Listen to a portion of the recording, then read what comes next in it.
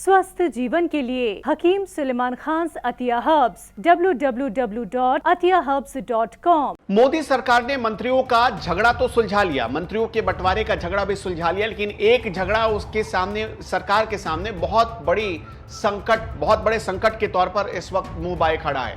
और वो संकट है कि अगला राष्ट्रीय सुरक्षा सलाहकार कौन होगा। अजीत डोभाल अगला राष्ट्रीय सुरक्षा सलाहकार नहीं बन सकते हैं। अजीत डोभाल को अपना उत्तराधिकारी चुनना पड़ेगा। नरेंद्र मोदी अब ये तय कर चुके हैं कि अजीत डोभाल उनके साथ नहीं रहेंगे। तो अजीत डोभाल की जगह कौन आएगा और क्यों अजीत डोभाल जा रहे हैं, आज इस वीडियो में हम आपको तमाम सवालों का जवाब देंगे। और आखिर राष्ट्रीय सुरक्षा सलाहकार जैसे महत्वपूर्ण पद को लेकर इतना बड़ा झगड़ा या जो क्लैश की स्थिति पैदा हुई है, आखिर इसके पीछे की वजह क्या है, आज सारी बातें हम आपको डिटेल में बताएंगे। तो हमारे साथ इस वीडियो के आखिर तक बने रहिएगा, क्योंकि अब भारत को अपना अगला जेम्स बॉन्ड चुनना है। और राष्ट्रीय सुरक्षा सलाहकार की भूमिका बहुत बड़ी होती है, क्योंकि राष्ट्रीय सुरक्षा सलाहकार का कर्तव्य होता है कि देश में जो बाहरी खतरे हैं और जो आंतरिक खतरे हैं, उन खतरों से निपटने के लिए क्या समाधान होना चाहिए, कैसे उन खतरों से निपटा जाए, ये पूरी सलाह देता है। वो किसको? तो प्रधानमंत्री को। अब तक अजीत डोभाल ये भूमिका निभाते आ रहे थे। अजीत डोभाल के कार्यकाल में देखिए कितने बड़े बड़े एक्शन हुए, जैसे कि पाकिस्तान को उसकी हद बताई गई। पहली बार ऐसा हुआ कि जो एलएसी पर हथियार नहीं चलते थे, भारत ने एग्रेशन दिखाया और सीमा पर, यानी चीन से सटे सीमा पर टैंक, बड़े बड़े आप देखिए फाइटर जेट्स तैनात किए गए। ये जवाहरलाल नेहरू के कार्यकाल की बात है, क्योंकि जो समझौता था उसके बाद से ये पहली बार हुआ जब 2020 के बाद से किसी सरकार ने एलएसी पर हथियार तैनात किए। तो ये सारी जो चीजें थी, ये सारे जो एक्शन लिए गए थे, वो कहीं ना कहीं उसके पीछे सलाह थी किसकी? अजीत डोभाल की। अजीत डोभाल कोई छोटे मोटे चेहरे नहीं थे। वो केरल कैडर के आईपीएस थे और अपने आईपीएस के कार्यकाल में उन्होंने खुफिया विभाग के लिए यानी रॉ के लिए भी काम किया। और रॉ के लिए जब वो काम कर रहे थे तो ये सबको वो कहानी पता है, कैसे वो पाकिस्तान जाते हैं, पाकिस्तान में एक रिश्ता वाला बनकर पाकिस्तान से खबरें निकालते हैं और भारत तक पहुंचाते हैं। ये सारे लोगों को पता है। लेकिन हम आज इससे आगे की बात करेंगे, क्योंकि अब अजीत डोभाल का कार्यकाल खत्म हो रहा है। अजीत डोभाल पहले ही 2 बार राष्ट्रीय सुरक्षा सलाहकार रह चुके हैं। राष्ट्रीय सुरक्षा सलाहकार हमारे देश में जो बनने का सिलसिला शुरू हुआ था, वो दरअसल सिलसिला शुरू हुआ था अटल बिहारी वाजपेयी के दौर से। अटल बिहारी वाजपेयी जब प्रधानमंत्री बने थे तो सबसे पहले उन्होंने ब्रजेश मिश्रा को राष्ट्रीय सुरक्षा सलाहकार बनाया। उसके बाद देखिए जयंत दीक्षित बने, फिर एम.के. नारायण बने, शिवशंकर मेनन बने, और एक लंबी फहरिस्त फिर उसके बाद बनती चली गई। फिर सरकारों ने राष्ट्रीय सुरक्षा सलाहकार का एक पद क्रिएट कर दिया।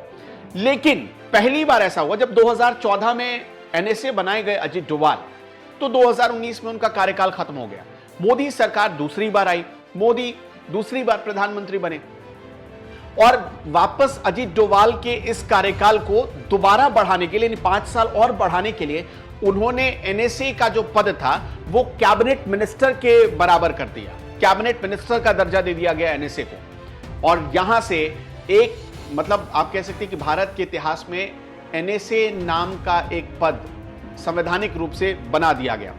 तो अब यहां से अजीत डोभाल अब जा रहे हैं, 5 साल वो पूरा कर चुके हैं। अजीत डोभाल की जगह किसी नए चेहरे को लाना है, पर वो नया चेहरा कौन होगा?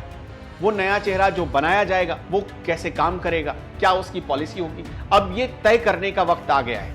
लेकिन अजीत डोभाल जा क्यों रहे? अजीत डोभाल का थोड़ा इतिहास भी हम आपको जान लेते हैं। कैसे कहा यह भी जाता है कि वो तो जो अंडरवर्ल्ड डॉन है दाऊद इब्राहिम, उस तक पहुंच चुके थे, उसको पकड़ने वाले थे।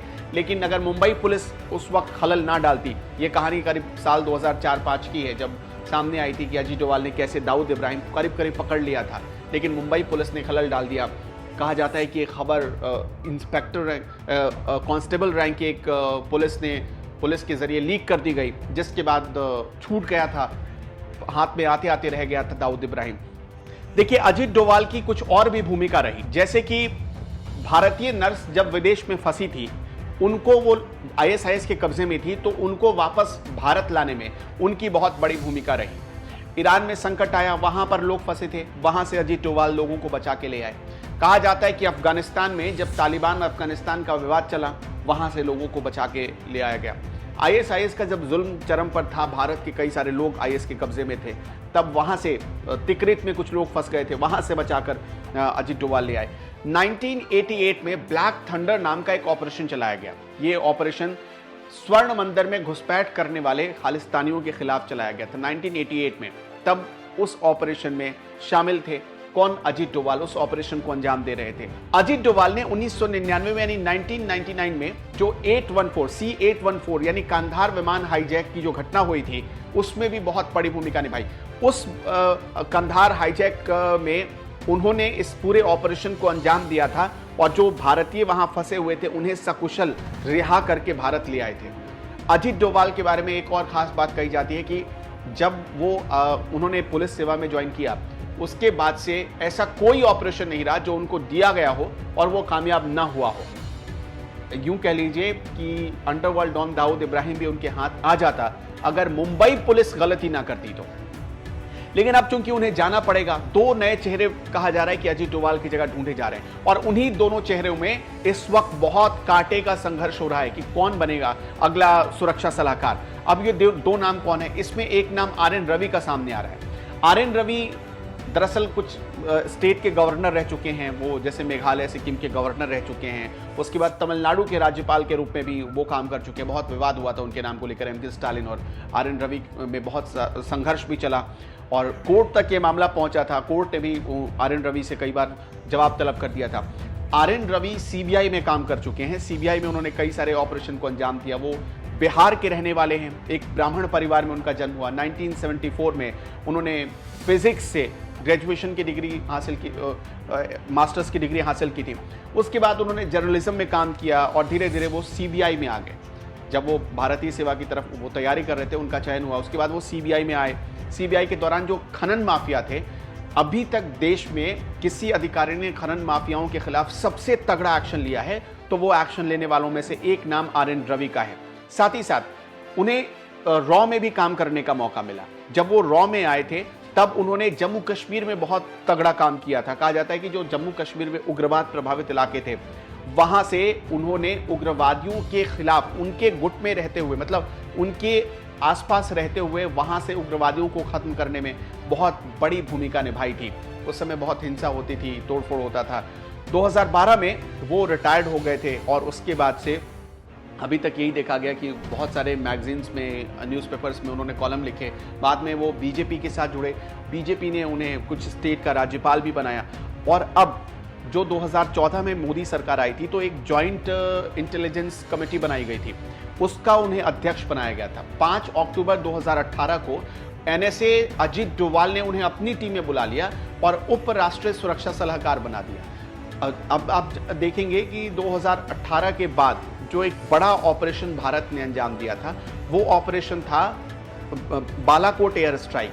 कहा जाता है कि जो बालाकोट एयर स्ट्राइक हुआ था, इसका पूरा खाचा अजीत डोभाल और आर.एन. रवि ने मिलकर खींचा था और इन दोनों ने प्रधानमंत्री को सलाह दी थी कि हमारे पास पूरी सेना तैयार है, हमारे पास पूरी सेना है, पूरी ताकत है, हम चाहें तो इसका बदला ले सकते हैं और सीमा पार जो आतंकी बैठे हुए हैं उन्हें खदेड़ा जा सकता है। उससे पहले एनएसए के तौर पर काम करते हुए अजीत डोभाल ने दिखा दिया था कि उरी में सर्जिकल स्ट्राइक जो हुआ था, पाकिस्तान की सीमा में, पाकिस्तान की ज़मीन पर जो आतंकी संगठन काम कर रहे थे, उनके कैंप्स ध्वस्त किए गए थे उस सर्जिकल स्ट्राइक में। तो एनएसए अजीत डोभाल ने दिखा दिया था कि कैसे सर्जिकल स्ट्राइक होता है। फिर एयर स्ट्राइक का दौर आया तो आर.एन. रवि उनकी टीम में काम कर चुके थे। अब कहा जा रहा है कि अजीत डोभाल जाएंगे तो अपनी विरासत आर.एन. रवि को सौंप कर जाएंगे। अब जो आर.एन. रवि के बाद दूसरा नाम सामने आ रहा है जिनका मुकाबला आर.एन. रवि से है, वो है आलोक जोशी। आलोक जोशी रॉ में काम कर चुके हैं, जेएनयू के पढ़े हैं, जेएनयू से उन्होंने पढ़ाई की है और इसके अलावा राजनीति विज्ञान भी पढ़ चुके हैं। 2010 में वो एक विशेष सचिव के रूप में काम कर चुके थे। 30 दिसंबर 2012 को उन्होंने सचिव का कार्यभार संभाला था। मणिपुर और त्रिपुरा के 1987 बैच के आईपीएस कैडर के जोशी बहुत तेज तर्रार अधिकारियों में गिने जाते हैं और रॉ के कई सारे ऑपरेशंस में उन्होंने काम किया है। आपको पता ही होगा कि जब मिजोरम में मिजो एकॉर्ड लागू किया जा रहा था, मतलब मिजोरम में शांति समझौता हो रहा था, उस दौरान वार्ताकार की भूमिका उन्होंने निभाई थी। जो नागा उग्रवादी थे उनके साथ उन्होंने वार्ताकार की भूमिका निभाई थी और बहुत अच्छे से इम्प्लीमेंट किया था। वहाँ से मिजोरम से उग्रवाद को ख़त्म करने में उनकी बहुत बड़ी भूमिका रही। तो आलोक जोशी ऐसे दूसरे नाम हैं जिन्हें कहा जा रहा है कि अजीत डोभाल की जगह पर बिठाया जाएगा। वैसे आपके हिसाब से क्या ये दोनों अधिकारी, हालांकि इनका बहुत अच्छा ट्रैक रिकॉर्ड रहा है, लेकिन आपके हिसाब से क्या ये दोनों अधिकारी अजीत डोभाल की कमी पूरी कर पाएंगे? अजीत डोभाल, आर.एन. रवि और आलोक जोशी में से किसे मोदी सरकार में सुरक्षा सलाहकार बनाया जाना चाहिए? हमें कमेंट बॉक्स में बताइए।